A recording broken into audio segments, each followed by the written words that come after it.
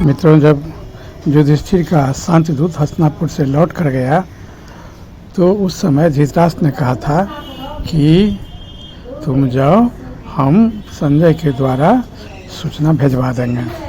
उसको कुछ स्पष्ट नहीं कहा।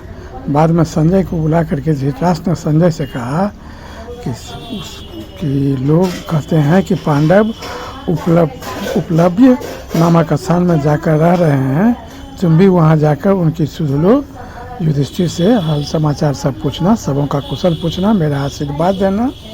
उसके बाद तुम उनसे कहना कि आप जहाँ हैं वही सुखी से रहें, हस्तिनापुर में आपका कोई विरोधी नहीं है, सिर्फ दुर्योधन का हठ धर्मिता ही आपका विरोध कर रहा है और कोई आपका विरोधी नहीं है। सब आपका शुभचिंतक है, सबका आपका अपना ही आदमी है। आप वहाँ पर सुखपूर्वक रहें। उसके बाद ये कहने के लिए संजय से कहा और संजय से ये भी कहा कि जिस प्रकार यहाँ हस्तिनापुर में शांति बना हुआ रहे, पांडव और कौरव में शांति बना रहे, वे सब बात भी तुम कहना। तो संजय यहाँ से उपलब्ध गया और वहाँ युधिष्ठिर से मिला। और युधिष्ठिर से मिलने के बाद संजय पांडवों से वहाँ पहुंचकर उनसे पहले सबको प्रणाम किया। उसके बाद प्रसन्न होकर कहने लगा कि हे राजन, सौभाग्य की बात है, आज अपने सहायकों के साथ आप सकुशल दिखाई दे रहे हैं। धृतराष्ट्र ने आपको कुशल पूछी है। तो राजा युधिष्ठिर ने कहा, संजय तुम्हारा स्वागत है, तुमसे मिलकर आज हमें बड़ी प्रसन्नता हुई, तुम पहले मेरे नज़दीक में बैठो। तो संजय बैठने का साहस नहीं कर रहा था। तब महाराज युधिष्ठिर ने कहा कि संजय तुम मेरे लिए पूज्य हो, क्योंकि हमारे बड़े पिताश्री का तुम सारथी हो और सारथी मित्र के सम्मान होता है, यदि तुम हमारे लिए पूज्य हो, तुम मेरे नज़दीक बैठो। तो उसके बाद संजय ने कहने लगा कि अभी सब कौरव इकट्ठे होकर धृतराष्ट्र और दुर्योधन से मुझे राज्य भाग देने के लिए कहते हैं। संजय बोला, जिनकी कुशल आपने पूछी है वे सभी कुरुश्रेष्ठ कुशल हैं, किंतु युद्ध की चर्चा चलने पर राजा धृतराष्ट्र, अर्जुन, गदाधारी भीम तथा रणधीर, नकुल, सहदेव का सदा ही स्मरण करते हैं। युद्ध का चर्चा चलता है तो धृतराष्ट्र में इन्हीं वीरों का नाम लेते हैं। तो युधिष्ठिर ने कहा कि धृतराष्ट्र का संदेश सुनाओ, वे तुमसे क्या कहने के लिए कहें। संजय बोला, राजा धृतराष्ट्र युद्ध नहीं शांति चाहते हैं। हाथ जोड़कर आप लोगों की शरण में आया हूँ, मेरी प्रार्थना पर ध्यान देकर वही कार्य करें जिससे कौरव और पांडव का कल्याण हो। ऐसा समझकर ही मैं संधि के लिए प्रस्ताव करता हूँ। संधि ही शांति का सर्वोत्तम उपाय है। भीष्म पितामह और राजा धृतराष्ट्र का भी यही मत है कि शांति बना हुआ रहे। युधिष्ठिर ने कहा, संजय युद्ध करने की अपेक्षा उसे न करना ही अच्छा है। संधि का अवसर पाकर भी कौन युद्ध करना चाहेगा। मैं भी समझता हूँ कि बिना युद्ध किए बड़ी थोड़े ही लाभ हो तो वह बहुत अच्छा है, किंतु हम शांति धारण कर लेंगे, किंतु तभी संभव है जब इंद्रप्रस्थ मुझे लौटा देंगे।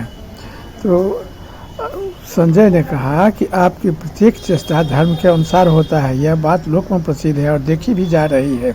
यदि कौरव युद्ध के बिना तुम्हें अपना राज्यभाग न दें तो तुम उसका भी त्याग कर दो। इस पर युधिष्ठिर को कष्ट हुआ।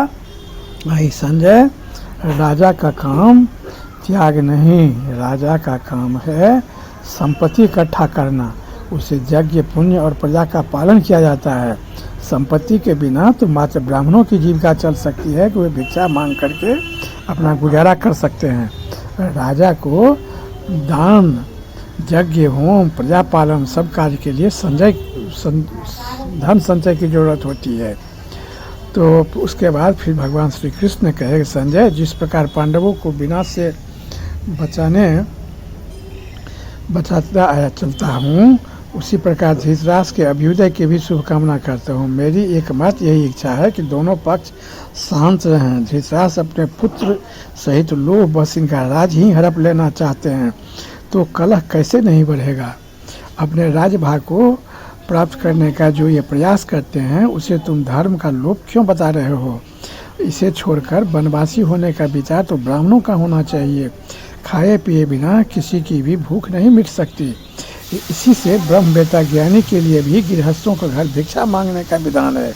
युधिष्ठिर शास्त्रों का सदा स्वाध्याय करते हैं और सुबह का राजसूय यज्ञों का भी अनुष्ठान कर चुके हैं। पांडव धर्मानुसार कर्तव्य पालन करते रहे हैं और क्षत्रियों युद्ध कर्म में भी प्रवृत्त होकर रहते हैं। इसलिए युद्ध करने से राजाओं के धर्म का ठीक ठीक पालन होता है या युद्ध छोड़कर भाग जाने से। पांडवों का जो राज्य भाग धर्म के अनुसार उन्हें प्राप्त होना चाहिए उसे धृतराष्ट्र सहसा हड़प लेना चाहते हैं।